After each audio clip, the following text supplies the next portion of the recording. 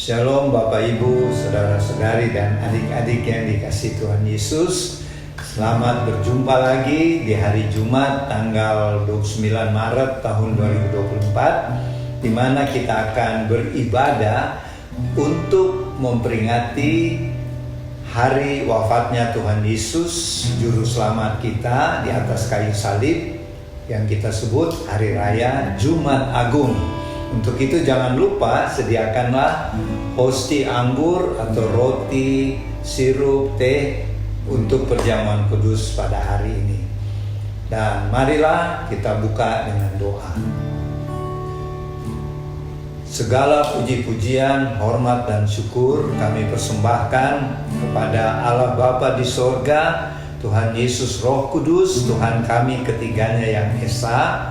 Karena pada hari ini oleh kemurahan kasih setia Tuhan, kami dapat menyelenggarakan ibadah Jumat Agung untuk memperingati wafatnya Tuhan Yesus di atas kayu salib sebagai anak domba Allah yang menanggung dosa-dosa seluruh umat manusia di seluruh dunia ini, termasuk kami yang beribadah saat ini. Terima kasih Bapa. Kami mohon kiranya Tuhan Yesus hadir di rumah, di tempat tinggal Bapak Ibu, saudara-saudari, adik-adik, dan juga hadirlah di House of Warlord di Sentul City, dan pimpinlah ibadah ini ala Roh Kudus dari awal, pertengahan sampai selesai. Dan jadilah di dalam nama Tuhan Yesus Kristus, Anak domba Allah yang telah mengajar, kami berdoa. Bapa kami yang di sorga, dikuduskanlah namamu, datanglah kerajaanmu, jadilah kehendakmu di bumi seperti di sorga. Berikanlah kami pada hari ini makanan kami yang secukupnya, dan ampunilah kami akan kesalahan kami, seperti kami juga mengampuni orang yang bersalah kepada kami. Dan janganlah membawa kami ke dalam pencobaan, tetapi lepaskanlah kami dari segala yang jahat. Karena Engkaulah yang mempunyai kerajaan dan kuasa dan kemuliaan sampai selama-lamanya. Amin.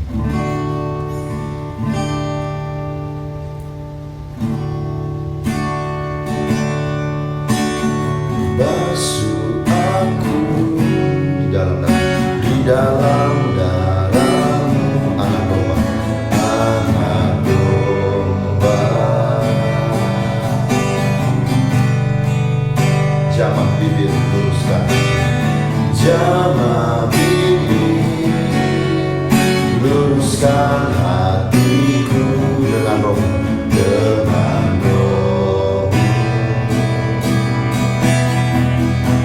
Ku rindu kemuliaan Tuhan, ku rindu kemuliaan Tuhan, lebih dari segala harta, lebih dari segala harta.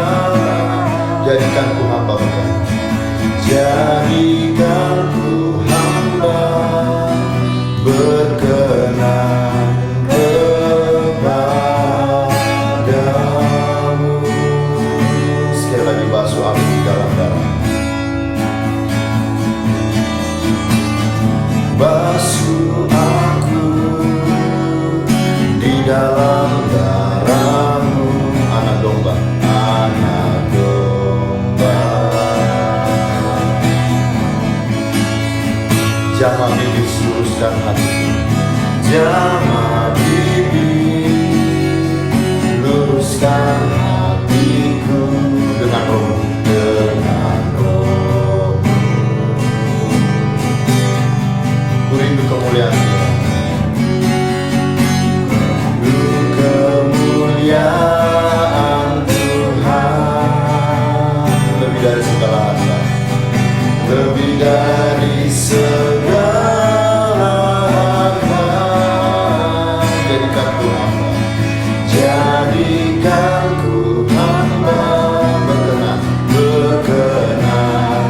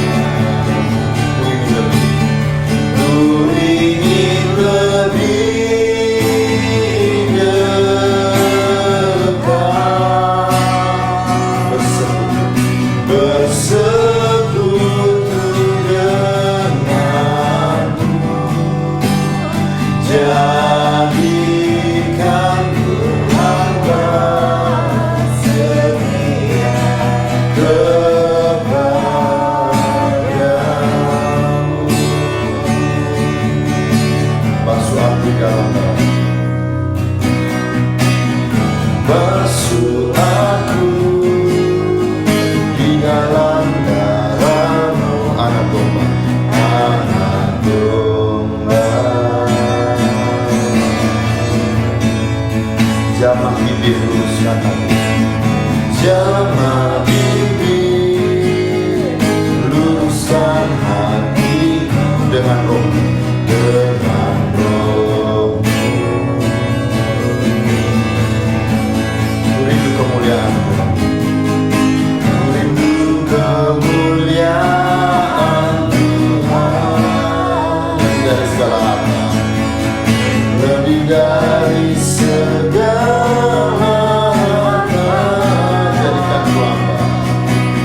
jadikan ku hamba, jadikan ku hamba setia kepadamu.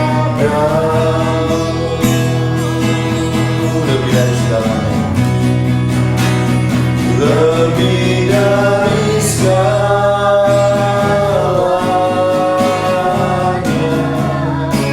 ku ingin Engkau Tuhan.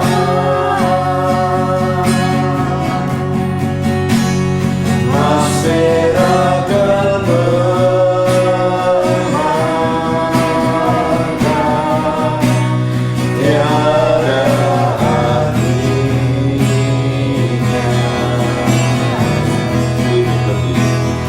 Ku ingin lebih dekat,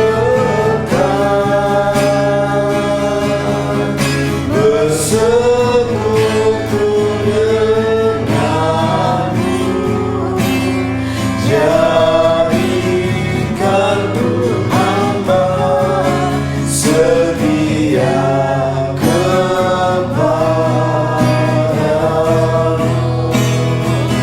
Lebih dari segalanya, lebih dari segalanya, ku ingin Engkau Tuhan. Mas perak dan permata,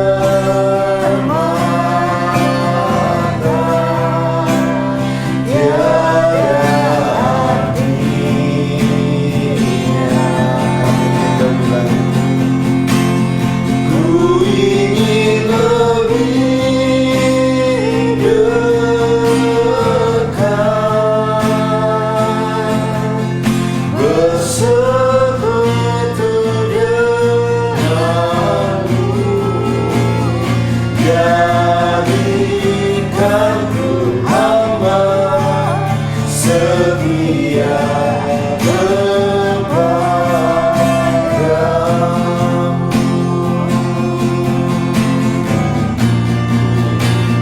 Ku ingin lebih dekat,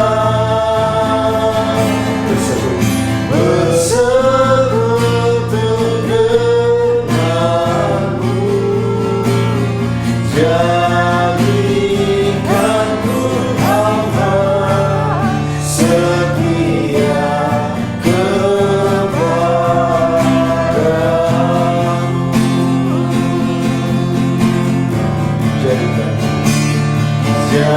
Jadikan ku hamba setia kepadamu.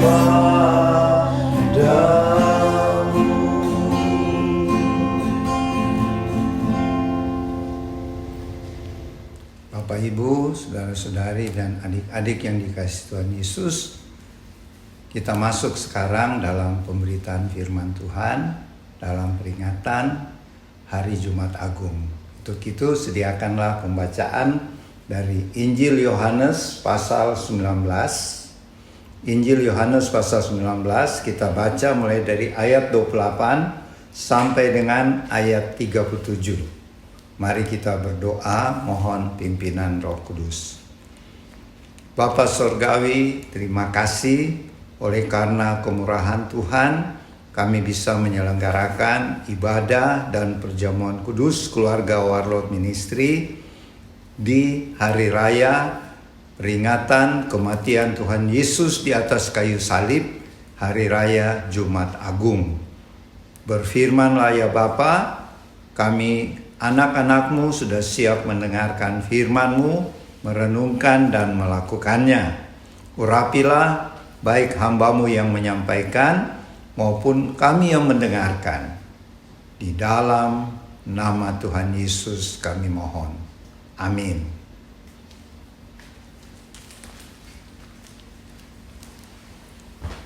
Yohanes pasal 19 ayat 28 sampai 37.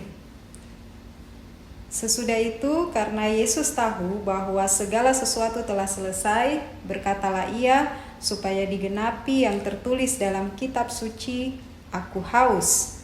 Di situ ada suatu bejana penuh anggur asam. Lalu mereka melilitkan suatu spons yang telah dicelupkan dalam anggur asam pada sebatang hisop, lalu mengulurkannya ke mulut Yesus. Sesudah Yesus meminum anggur asam itu, berkatalah ia, sudah selesai. Lalu ia menundukkan kepalanya dan menyerahkan nyawanya. Karena hari itu hari persiapan dan supaya pada hari Sabat mayat-mayat itu tidak tinggal tergantung pada kayu salib, sebab Sabat itu hari yang besar, maka datanglah para pemuka Yahudi kepada Pilatus dan meminta kepadanya supaya kaki orang-orang itu dipatahkan dan mayat-mayatnya diturunkan. Lalu datanglah prajurit-prajurit dan mematahkan kaki orang yang pertama dan kaki orang yang lain yang disalibkan bersama-sama dengan Yesus. Tetapi ketika mereka sampai kepada Yesus dan melihat bahwa ia telah mati, mereka tidak mematahkan kakinya. Tetapi seorang dari antara prajurit itu menikam lambungnya dengan tombak dan segera mengalir keluar darah dan air. Orang yang melihat sendiri hal itu yang bersaksi dan kesaksiannya benar, dan ia tahu bahwa ia mengatakan kebenaran, supaya kamu juga percaya. Sebab hal itu terjadi supaya digenapi yang tertulis dalam kitab suci, tidak ada tulangnya yang akan dipatahkan. Ada pula nas yang lain mengatakan, mereka akan memandang dia yang telah mereka tikam. Amin.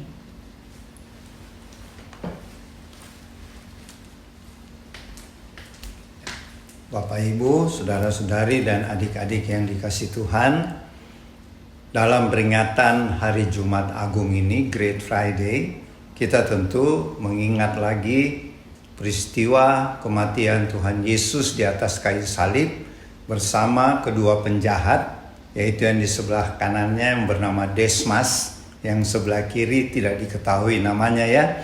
Dan pembacaan tadi menggambarkan beberapa hal waktu penyaliban Tuhan Yesus dan waktu dia mati.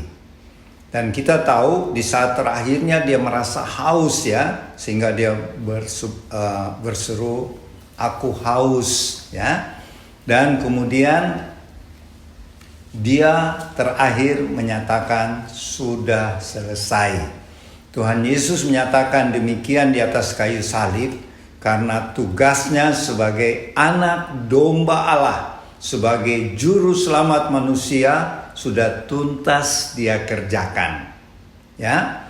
Jadi Bapak Ibu, saudara-saudari, adik-adik yang dikasihi Tuhan, kematian Tuhan Yesus juru selamat dunia di atas kayu salib itulah yang menebus dosa-dosa seluruh umat manusia termasuk kita. Padahal sebenarnya kitalah yang harus disalib karena kita adalah orang-orang yang berdosa. Tetapi Tuhan Yesus mengadakan pergantian di atas kayu salib, ya. Dan di saat-saat terakhirnya setelah dia mati, Tuhan Yesus sudah wafat di atas kayu salib, tetapi pemuka-pemuka Yahudi, ahli-ahli Taurat, imam-imam meminta kepada Pilatus, karena waktu itu Pilatus adalah penguasa tertinggi, wakil dari kerajaan Roma di Israel. Mereka tidak mau hari Sabat Besoknya kan hari Sabat ya. Jadi waktu Tuhan Yesus mati di kayu salib itu pada hari Jumat. Makanya disebut hari Jumat Agung ya. Tetapi mereka tahu pada jam 6 sore pada hari itu sudah memasuki hari Sabat. Jadi mereka tidak mau hari Sabat mereka dikotori oleh jenazah-jenazah ya. Mayat-mayat di atas kayu salib. Sehingga pemuka-pemuka agama ini menghadap Pilatus meminta supaya mayat-mayat itu diturunkan dari kayu salib untuk dikuburkan ya. Jadi untuk memastikan bahwa yang disalib itu sudah benar-benar meninggal, salah satu kebiasaan tentara Romawi mematahkan tulang-tulang kaki dari orang-orang yang disalib. Kan pada waktu itu ada 3 orang ya, Tuhan Yesus di tengah-tengah, sebelah kanan si Desmas, dan sebelah kirinya penjahat yang tidak diketahui namanya. Prajurit-prajurit Roma datang mematahkan kaki-kaki mereka. Tetapi sampai kepada Tuhan Yesus, prajurit-prajurit Roma melihat Tuhan Yesus sudah mati. Jadi tidak perlu dipatahkan kakinya. Ini memenuhi nubuat yang tertulis di Perjanjian Lama bahwa tidak ada tulangnya juru selamat anak domba Allah yang akan dipatahkan. Terbukti ya, padahal secara peraturan tentara Romawi harus dipatahkan. 2 penjahat sudah, tapi sampai pada Tuhan Yesus tidak dipatahkan. Karena sudah mati dan juga melengkapi memenuhi nubuat nabi-nabi di Perjanjian Lama. Dan kemudian si komandan prajurit Romawi ini yang kemudian diketahui namanya Longinus, seorang perwira Romawi ya, centurion ya, yang bernama Longinus, dia mengambil tombaknya, dia menusuk lambung Tuhan Yesus untuk seperti konfirmasi betul-betul sudah mati ya. Itulah cara Romawi ya. Dia selain mematahkan kaki, si komandan perwira Romawi ini mengambil tombaknya yang terkenal kemudian di seluruh dunia, tombak Longinus ya. Tombak ini terkenal karena tombak inilah yang menusuk lambung Tuhan Yesus. Dan Longinus ini di umat Katolik dijadikan santo ya. Jadi namanya Santo Longinus.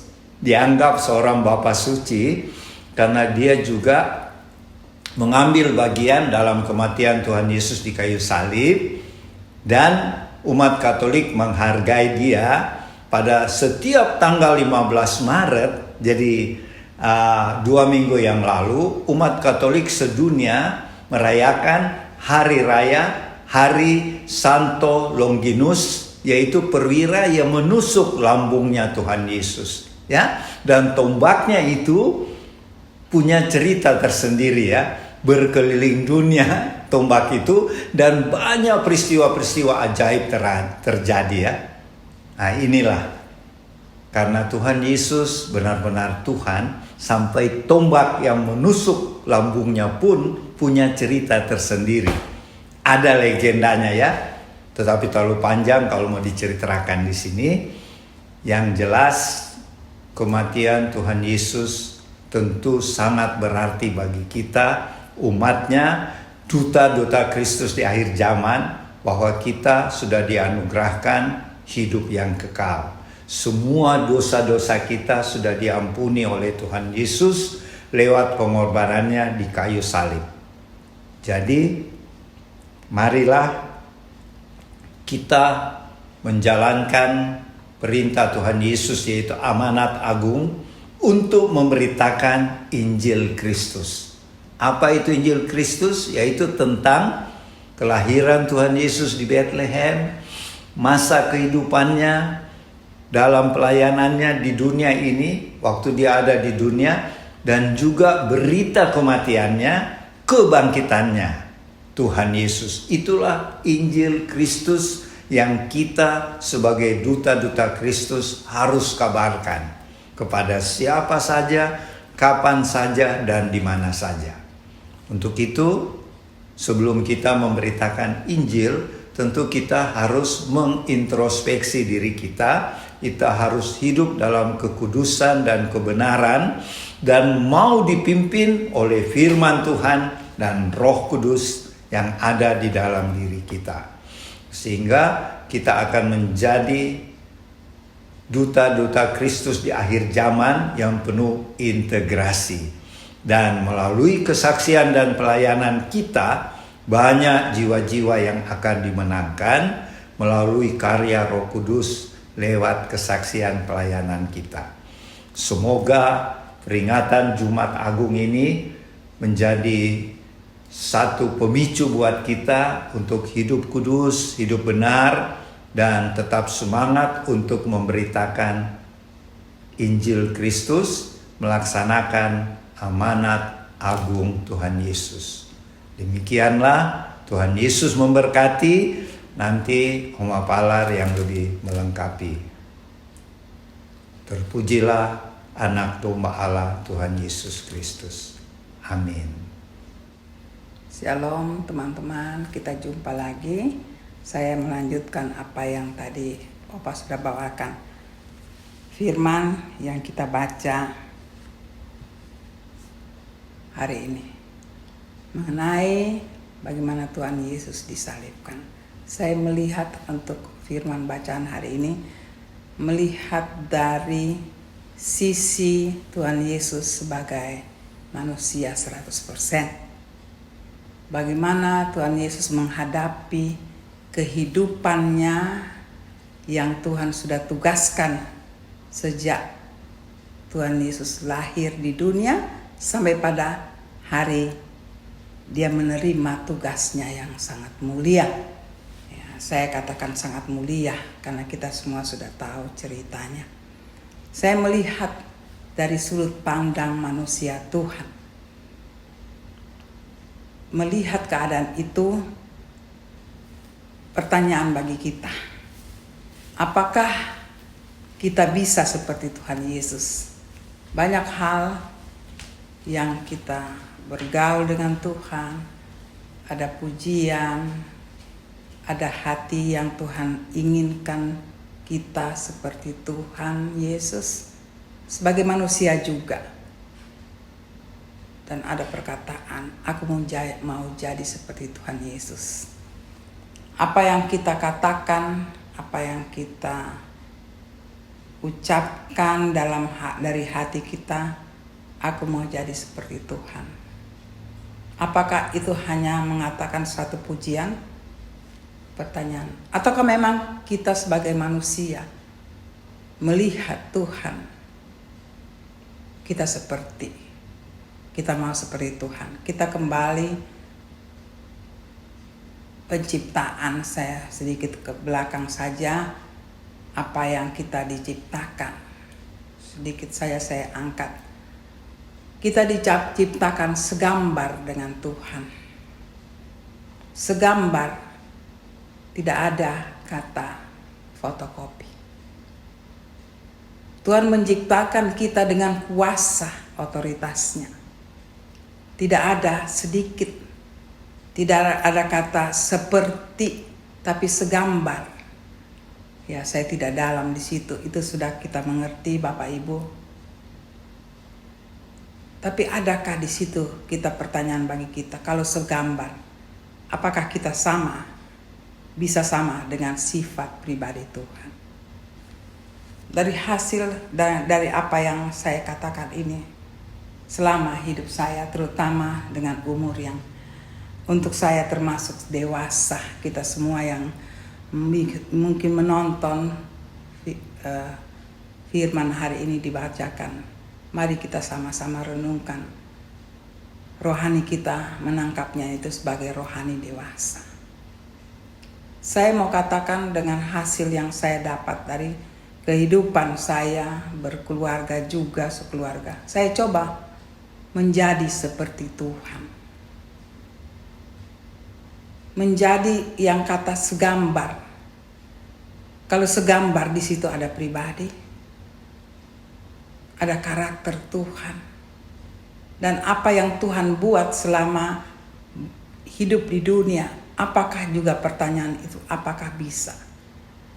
Bapak Ibu, teman-teman di rumah, saya katakan hasil perenungan saya dan keluarga mencoba untuk mencontohi itu.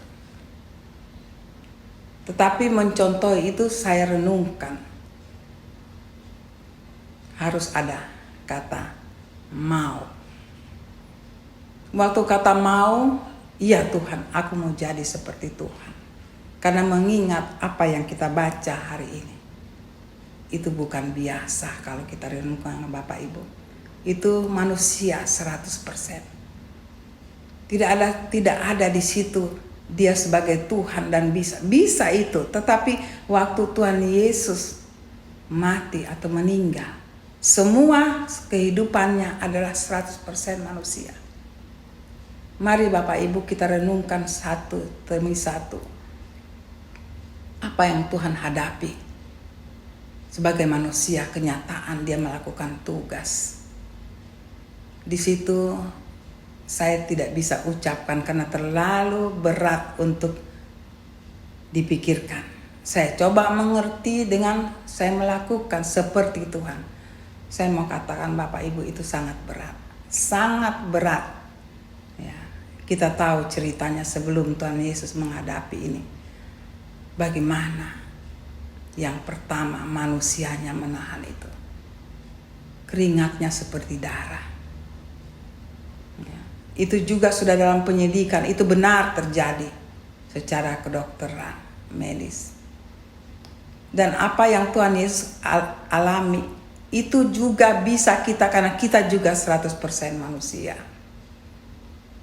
Tapi kekuatan Tuhan Yesus di dalam firman mengatakan, kekuatan itu tidak kita miliki. Sulit bukan tidak. Dan kita mau. Ya, kita mau. Yang saya sangat menghormati. Tuhan Yesus berkorban untuk kita. Saya renungkan dalam-dalam di situ Bapak Ibu. Tidak gampang. Kita mengorbankan, Tuhan mengorbankan dirinya. Bukan satu orang, seluruh isi bumi ini. Ya. Bukan saja ciptaannya sebagai anak Tuhan. Tidak, seluruh manusia, betapa beratnya Bapak Ibu. Kita kadang-kadang untuk anak kita, mari kita renungkan, sungguh berat. Karena kita dengan anak adalah hubungan. Hubungan anak, kita dengan suami, hubungan sebagai suami dan istri. Itu saja saya coba praktekkan, itu sulitnya minta ampun. Tetapi karena kita dengan Tuhan, kita mampu. Saya berusaha praktekkan itu. Kalau kita manusia sendiri tidak bisa Bapak Ibu. Tapi saya coba renungkan apa yang Tuhan buat. Dan kita tahu Tuhan sudah katakan saya duluan. Saya katakan saya coba karena saya tahu itu susah. Tapi saya coba pakai itu. Saya minta. Dan itu Tuhan sempurnakan. Tapi kadang-kadang untuk keluarga saja. Untuk orang lain kita dalam praktek itu sulit sekali di luar keluarga. Karena kita manusia. Ya. Saya katakan, bukan saya mengatakan itu sulit dan kita tidak bisa lakukan. Tetapi kalau kita mau, kita berusaha untuk kita coba. Karena titik di situ yang katakan kita coba, di situ yang Tuhan nilai. Ya. Kalau kita coba mau mengambil kekuatan untuk mempraktekkan, ya bisa juga ya cara berpikir kita pada Tuhan. Tapi mari kita katakan coba, karena kita merenungkan apa yang Tuhan bawakan, lakukan pada hari ini. Dan saya kembali katakan berat. Tapi waktu kita minta Tuhan menyempurnakan apa yang berat. Tetapi kita ambil sifat Tuhan. Kita ambil karakter Tuhan. Saya renungkan kenapa Tuhan bisa. Karena sebagai manusia kita merenungkan. Karena kita berusaha dengan karakter Tuhan, sifat Tuhan. Mari Ibu, Bapak, kita lakukan ini. Tidak memang betul dengan kemauan, tapi kita lebih dalam kenal Tuhan. Kenal pribadinya, kenapa dia mampu. Dan dia katakan, aku sudah lebih dulu. Kita renungkan kata itu. Kalau Tuhan sudah lebih dahulu, dia akan menguatkan kita karena dia sudah tahu. Jadi itulah Tuhan sebagai Tuhan yang tempat sandaran kita. Kekuatan kita di Tuhan, di dalam Tuhan. Semua masalah kehidupan ini kita mampu asal kita bersandar pada Tuhan. Hari ini memperingatkan apa penderitaan Tuhan. Karena di balik penderitaan itu ada kemenangan. Tuhan yang mau bawa dirinya di dalam penderitaan itu. Dan kalau sekali lagi kalau kita renungkan, Bapak Ibu, itu berat. Saya katakan berulang, itu berat. Sangat-sangat berat. Tetapi kita bisa menang karena Tuhan yang menyempurnakan. Menjadi kita bisa lulus dengan hal-hal yang kita tidak mampu. Itulah Tuhan. Kalau kita merenungkan ini bukan saja penderitaan yang hanya sebagian ini atau bagian ini, tidak. Seluruh kehidupan kita bisa kita lalui asal bersama Tuhan. Tidak ada kata tidak mampu. Di dalam Tuhan semua mampu. Semua mampu. Saya sekeluarga coba menerapkan ini. Tidak ada kata yang tidak selesai di dalam Tuhan. Karena kita tahu dia sudah selesaikan seluruh kehidupan sebagai manusia 100% itu di atas kayu salib. Di kayu salib itu ada penderitaan, ada tangisan. Tetapi di dalam penderitaan itu juga nampak di situ, di dalam tangisan ya, ada air mata, ada penderitaan, ada darah yang mengucur. Tetapi di situ juga ada kemuliaan Tuhan. Jadi kalau kita mengalami sesuatu di dalam penderitaan sebagai manusia, asal kita pakai ini, kita mencontohi Tuhan, penderitaan itu, kita di dalam penderitaan itu kita tidak meminta sesuatu, kita tidak bisa mengalami sesuatu yang setelah penderitaan ini atau di dalam penderitaan ini tiba-tiba aku rasa sesuatu yang enak. Itu bisa kita rasakan karena kita bersama Tuhan. Yang kita bisa merasakan penderitaan itu, kita menghadapi dengan tenang. Fisik kita sakit, air mata. Tetapi menghadapinya itu adalah kuasa dari Tuhan. Saya mau katakan Bapak Ibu, mari kita contoh Tuhan. Tuhan katakan selama kamu hidup di dunia, tetap ada perjuangan. Tapi berjuanglah bersama aku. Ini menjadi contoh sangat besar hari ini. Apapun penderitaan kita, khususnya sebagai anak Tuhan, panggillah Tuhan. Katakan kepada Tuhan, tolong aku. Apapun masalah kita, apakah kita benar, apakah kita salah, panggil dia. Dan kita sadar, tolong aku Tuhan. Disitulah titik kita akan lepas dari penderitaan di dunia. Karena penderitaan, sakit, air mata, darah kita menyucur, itulah dunia. Tapi di balik yang kita cerita firman hari ini, di situ juga penderitaan, kemuliaan Tuhan akan nampak, yaitu kita tenang yang pertama. Ya, sakit kita rasakan, tapi yang paling kita menghadapi itu, yang paling kita minta, Tuhan, kita harus hadapi itu dengan tenang. Waktu kita tenang, iblis tidak bisa bikin apa-apa. Apapun yang keluar dari kalau kita dengar cerita, membaca cerita Tuhan Yesus, semua yang keluar dari mulut ada 7 perkataan. Semua itu ada artinya. Itu artinya ada ketenangan di situ. Setiap apa yang kita lakukan di saat penderitaan, apa yang keluar dari pikiran kita, sampai pun sakitnya, itu semua ada artinya. Coba kita renungkan beberapa saat bagaimana kita menghadapi problem kehidupan kita. Kalau kita tenang karena ada Tuhan di situ, semua apa yang kita alami semua terekam dengan jelas dan itu ada artinya. Seperti Tuhan pada hari kita dengar ceritanya. Saya tidak banyak bisa pintar berkata-kata, tetapi kalau kita hayati, kita duduk, kita renungkan, sungguh besar penderitaan Tuhan.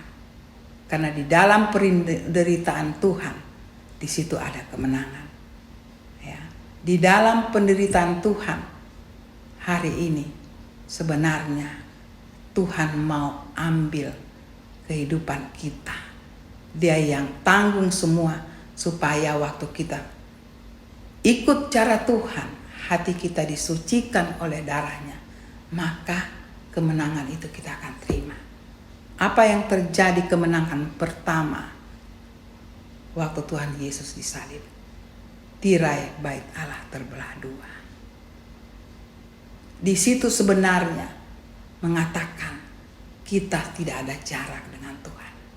Tidak ada ruang suci, ruang kudus, maha kudus dan teras. Itu sudah tidak ada.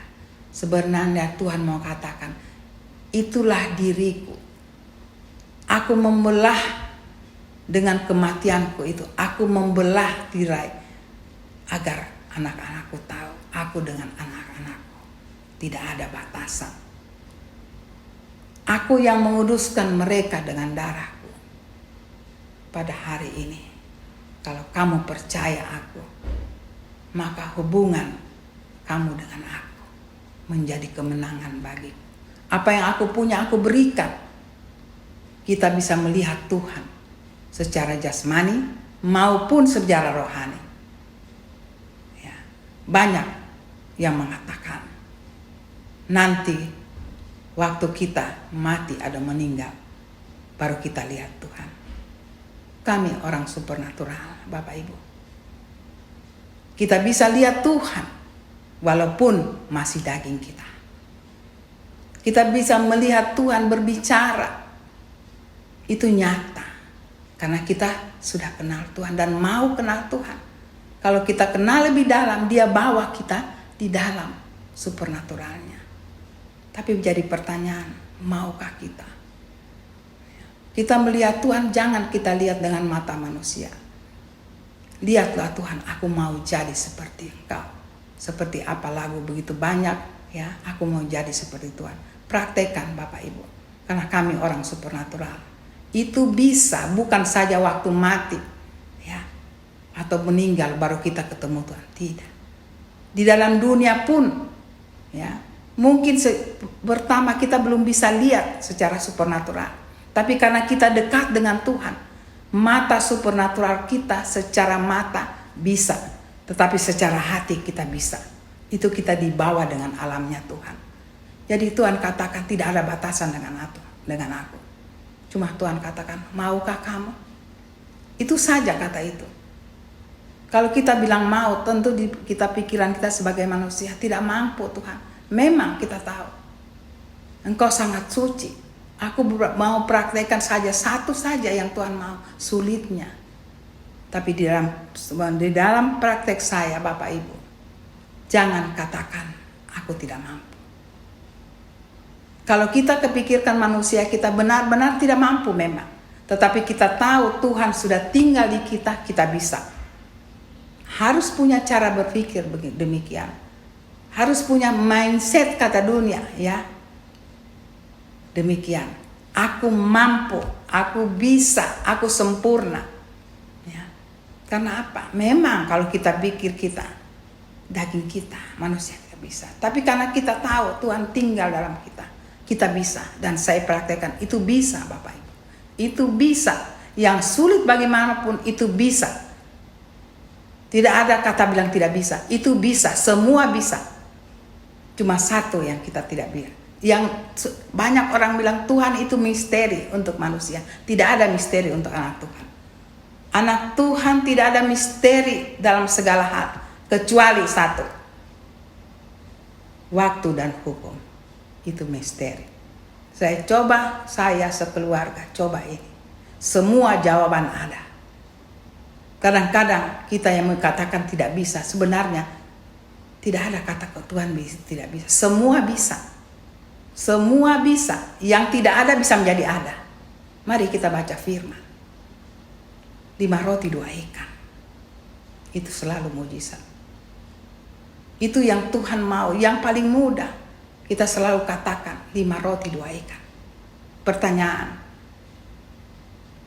kita sudah terima 5 roti 2 ikan. Sekarang pertanyaan kedua, apakah kita pembuat 5 roti 2 ikan? Mujizat. Itu bisa. Itu bisa dilakukan. Itulah Tuhan, anak-anak Tuhan. Tuhan sudah berikan semua kemampuannya. Tapi karena hasil praktek, saya mau katakan, hukum dan waktu itu misteri. Bapak Ibu sekalian, salib itu sebenarnya kemenangan. Salib Tuhan membelah tirai. Tuhan sebenarnya membuka hatinya. Mari anak-anakku, saya dengan kau, saya dengan kamu tidak ada batasan. Waktu aku dengan kamu, apa yang kamu susah, apa yang kamu tidak bisa, dengan aku bisa. Saya pegang sekeluarga kata itu. Saya pegang dan itu bisa. Bahkan kesaksian orang mengatakan, Oma, Opa, Tante, Om, kami tidak bisa hidup seperti kami. Mereka tidak bisa hidup seperti kami. Mereka tidak bisa hidup seperti Tante dan Om. Mereka tidak bisa hidup seperti Oma dan Opa. Itu keluar dari mereka. Karena saya katakan belum dipraktek. Kami praktekkan itu. Tapi waktu praktek adalah kekudusan hidup. Kekudusan hidup itu Tuhan ada. Kadang-kadang kita belajar Tuhan. Kata kekudusan, kita melihat tahap-tahapan yang Tuhan ingin. Ada orang yang langsung mempraktekkan kekudusan. Karena di situ ada rambu, ada karakter. Tergantung yang mana. Tetapi kunci kita dengan Tuhan, belajarlah pribadinya, yaitu kekudusan pertama. Dan tahu karakter Tuhan, itu disimpulkan menjadi satu. Bapak Ibu, tahulah pribadi Tuhan. Saya ajak berusaha tahu pribadi Tuhan. Di situ kunci. Semua apa yang kita tidak mampu, Tuhan mampukan. Karena kita sudah kenal pribadinya. Waktu pribadinya kita tahu tahapan yang Tuhan inginkan dalam kehidupan kita hari demi hari. Kadang-kadang kita bertanya, Tuhan maunya apa Tuhan? Tapi kalau kita terapkan ini, memang ada komunikasi, tapi kita langsung tahu karena kita selalu dengan Tuhan, kita tahu pribadinya. Maka semua apa yang Tuhan inginkan itu keluar dari kita. Jadi saya tidak panjang pada hari ini. Bawalah pengorbanan salib Tuhan Yesus hari ini menjadi juga contoh bagi kita untuk ikut cara Tuhan. Kita berani berkorban demi orang lain. Kita berani berkorban di dalam segi kehidupan kita, pelayanan kita, keluarga kita, dimanapun komunitas kita. Pakai cara ini. Aku mau berkorban seperti Tuhan demi orang lain. Demi yang paling pertama dipraktekkan adalah di dalam keluarga. Kalau keluarga kita bisa, bukan sempurnanya, tapi cara berpikir yang Tuhan mau. Kalau kita sudah lakukan, saya percaya tidak mampu. Tapi kita tahu cara berpikir kita, Tuhan mau, Tuhan itu siapa? Tuhan yang kita tidak mampu, Tuhan yang datang sempurnakan. Percaya Bapak Ibu. Karena kami orang supernatural. Sudah praktekkan. Kami kalau lakukan karunia supernatural, kami harus dulu melakukan supaya supernatural itu ada. Kami tidak bisa melakukan, ada talenta yang Tuhan berikan. Tapi dia lebih daripada talenta itu digandakan, harus ada prakteknya. Ya, di si praktek itulah cara hidup kita. Cara hidup kita dengan Tuhan. Disitulah supernatural ada.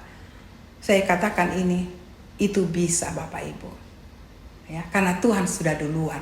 Jadi Tuhan itu tahu tahu hati kita, tahu pribadi kita, tahu langkah apa yang Dia tahu semuanya. Mari Bapak Ibu, firman hari ini menjadi kekuatan yang luar biasa. Saya tidak tambah yang kecil. Opa tadi sudah katakan, ya, saya cuma melengkapi karakter Tuhan. Saya belajar firman hari ini. Firman adalah karakter Tuhan. Kenapa ya? Mari kita renungkan. Kenapa Tuhan bisa? Masa Tuhan katakan aku diciptakan segambar dan aku tidak bisa? Itu membuat saya sedikit merenungkan. Aku bisa, saya katakan bisa karena Tuhan membuat ciptakan kita segambar. Cuma kekuatan yang kita belajar, kita ambil dari Tuhan. Kekuatan itu kita letakkan di dalam hidup kita. Bahkan kalau kita sudah pikir demikian, bahkan lebih radikal, Tuhan sudah hidup dalam kita, bukan lagi hati kita, bukan lagi tubuh kita. Semua kita selalu tubuh dan darahnya. Orang melihat kita satu pribadi si A, tetapi karena Tuhan hidup, bukan lagi orang melihat kita si A, tapi sudah melihat warnanya Tuhan keluar dari kita. Bapak Ibu, ini sedikit radikal, tapi saya katakan itu bisa. Tidak ada yang tidak bisa. Sekali lagi saya katakan, cuma hukum dan waktu tidak bisa. Kita sudah lakukan apa yang Tuhan mau, tapi kapan Tuhan? Kapan? Kita tidak bisa selami. Karena itu otoritas yang sangat-sangat tinggi. Tapi yang paling senang, apa yang kita tidak bisa di dunia ini, saya katakan semua bisa. Mari Bapak Ibu, saya katakan terima kasih untuk firman hari ini. Itu menjadi kekuatan yang besar sekali bagi kita, khususnya anak Tuhan. Hidup ini berat, tetapi di dalam Tuhan tidak ada berat. Dia memberikan kelengkapan, sukacita, damai sejahtera, ketenangan. Di dalam Tuhan, di luar Tuhan tidak bisa Bapak Ibu. Ya, firman hari ini menempalah kita. Jadikan aku seperti Engkau Tuhan. Berkorban, menumpahkan darah sekalipun, tapi Engkau mau demi kemenangan kita. Tuhan memberkati. Sampai jumpa lagi. Maranatha. Amin. Bapak Ibu, saudara-saudari, adik-adik yang dikasihi Tuhan, setelah permintaan firman Tuhan tadi, kini saatnya kita melaksanakan perintah Tuhan Yesus, yaitu melakukan perjamuan kudus. Sediakanlah roti, anggur, hosti, dan sirup teh yang ada di Bapak Ibu saudara masing-masing, dan marilah kita berdoa. Ya Bapa Surgawi, terima kasih di hari Jumat Agung ini kami akan melaksanakan perintah Tuhan Yesus, yaitu perjamuan kudus. Berkatilah, kuduskanlah roti, anggur, ataupun biskuit, sirup, teh yang ada pada Bapak, Ibu, saudara-saudari, adik-adik di tempat tinggal masing-masing, dan kami yang ada di Sentul City. Dan ampunilah dosa salah kami Bapa, dan sucikanlah kami dengan darah Anak Domba Allah. Di dalam nama Tuhan Yesus. Amin.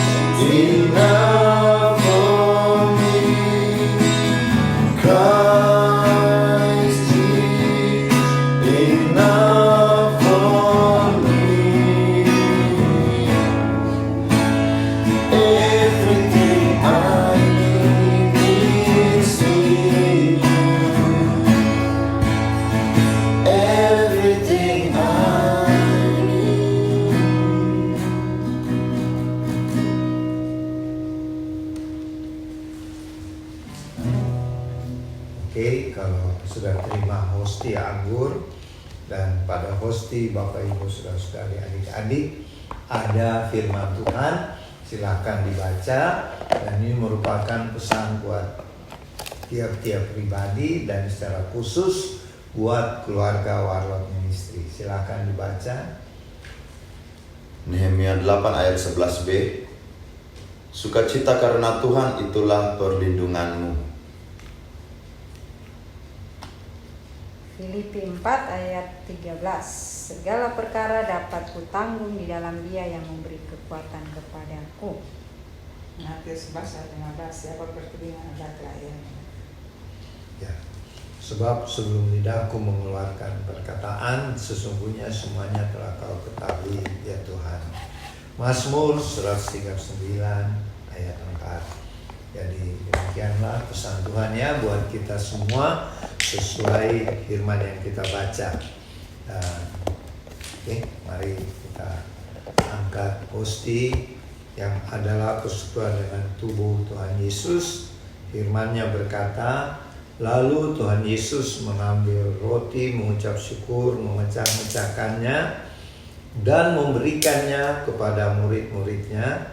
Tuhan Yesus berkata, cawan ini adalah perjanjian baru oleh darahku yang ditumpahkan bagi kamu. Kita ucapkan sama-sama, inilah roti perjamuan kudus yang adalah persekutuan dengan tubuh Tuhan Yesus Kristus. Kami terima dengan iman dalam nama Tuhan Yesus. Silakan makan dalam nama Tuhan Yesus.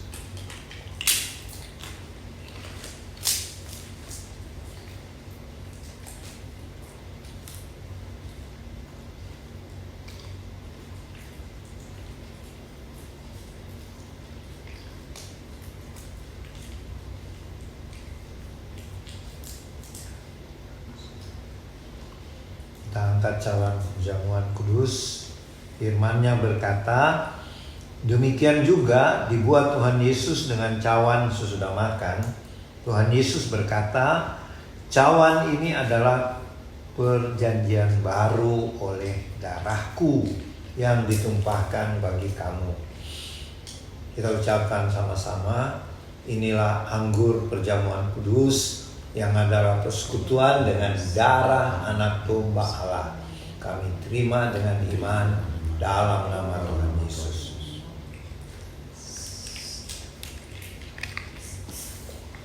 Marilah kita bersyukur dan memuji Tuhan.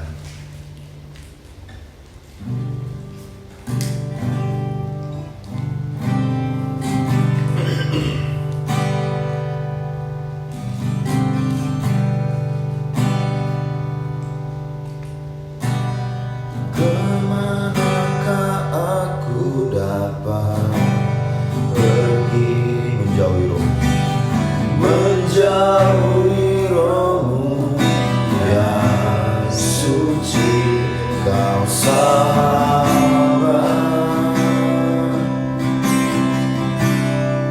dan kau dekat,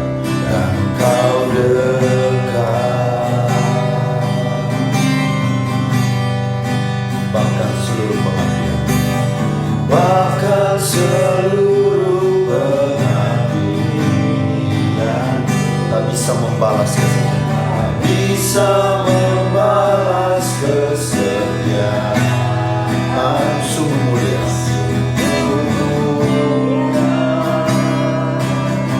dan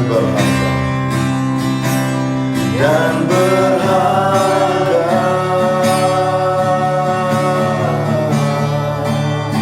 sungguh besar pengorbananmu bagiku, terlalu dalam untuk dimengerti, sungguh besar.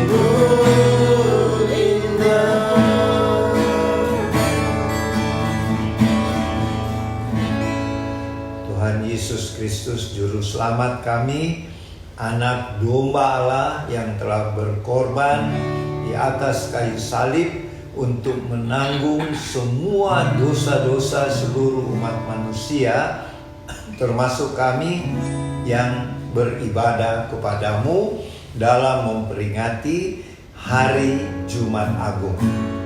Terima kasih Tuhan Yesus buat pengorbananmu, sehingga kami menerima anugerah hidup yang kekal, bahkan hidup yang berkelimpahan.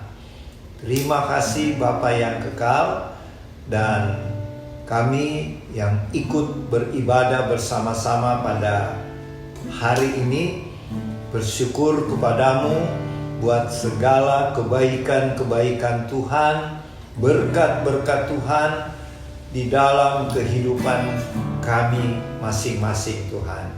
Ingatkanlah kami akan pengorbananmu yang mulia ini, agar kami tetap hidup di dalam kekudusan dan kebenaran, sambil kami menjalankan amanat agung Tuhan Yesus, memberitakan Injil Kristus kepada siapa saja, kapan saja, dan di mana saja. Terima kasih Tuhan, terima kasih. Inilah kami anak-anak-Mu yang rindu selalu dekat dengan-Mu Tuhan, sebagaimana ini juga kerinduan Tuhan. Jadikanlah peringatan hari Jumat Agung di tanggal 29 Maret tahun 2024 ini menjadi satu hal yang sangat-sangat berarti bagi kami, dan kami akan bawakan itu di dalam kesaksian-kesaksian dan pelayanan-pelayanan kami, khususnya kami keluarga besar Warlord Ministry, dan juga Bapak Ibu, adik-adik, saudara-saudari yang mengikuti ibadah bersama-sama dengan kami. Terima kasih Tuhan. Kami berjanji pengorbanan-Mu tidak akan sia-sia.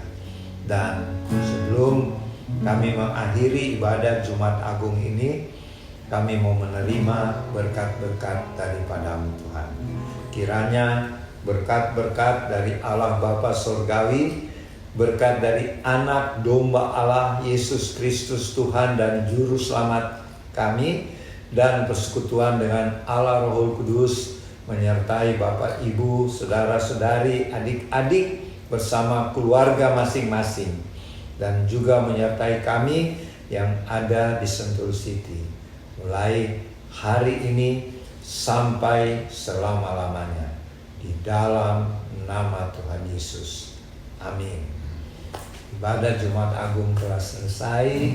Sampai jumpa lagi. Shalom. Tuhan Yesus memberkati.